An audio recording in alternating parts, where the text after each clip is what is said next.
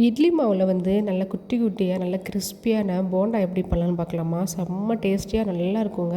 எப்படி பண்ணலான்றதை பார்த்துடலாம். அதுக்கு நீங்கள் மாவு அரைச்சிருப்பீங்களா? மாவு அரைச்ச ஃபஸ்ட் நாள் இருக்கு இல்லையா, அன்னைக்குரிய மாவு வந்து ஒரு 2 கப் வந்து எடுத்துக்கோங்க. இது கூட வந்து பார்த்திங்கன்னா வெங்காயம், மல்லித்தழை, கருவேப்பிலை, ஒரு மிளகாய் வந்து கட் பண்ணி வந்து சேர்த்துருக்கேன். கூடவே உப்பு, பெருங்காயத்தூள், கொஞ்சம் பெப்பர் பவுடர் எல்லாம் சேர்த்து நம்ம மிக்ஸ் பண்ணிக்கலாம். மாவு வந்து பார்த்திங்கன்னா கொஞ்சம் தண்ணியாக இருக்கிற மாதிரி இருந்தது அப்படின்னா அது கூட கொஞ்சம் அரிசி மாவு வந்து சேர்த்துக்கலாம். எனக்கு வந்து இன்றைக்கி கொஞ்சம் லூஸாக இருந்த மாதிரி இருந்துச்சு. ஸோ அது கூட வந்து 2 ஸ்பூன் அளவுக்கு வந்து அரிசி மாவு வந்து சேர்த்துருக்கேன்.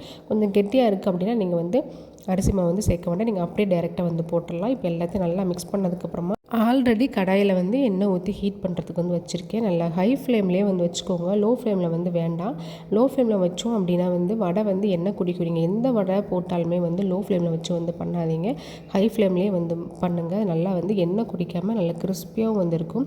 வெளியில் நல்லா கிறிஸ்பியாகவும் உள்ளுக்குள்ளே நல்லா சாஃப்டாகவே வந்து இருக்கும். பாருங்கள், பார்க்குறதுக்கு எவ்வளோ அழகாக இருக்குதுன்னு சொல்லிட்டு. இப்போ வந்து பார்த்திங்கன்னா 2 பக்கமும் நல்லாவே வந்து வெந்துருச்சு. இப்போ நம்ம வந்து எடுத்துடலாங்க.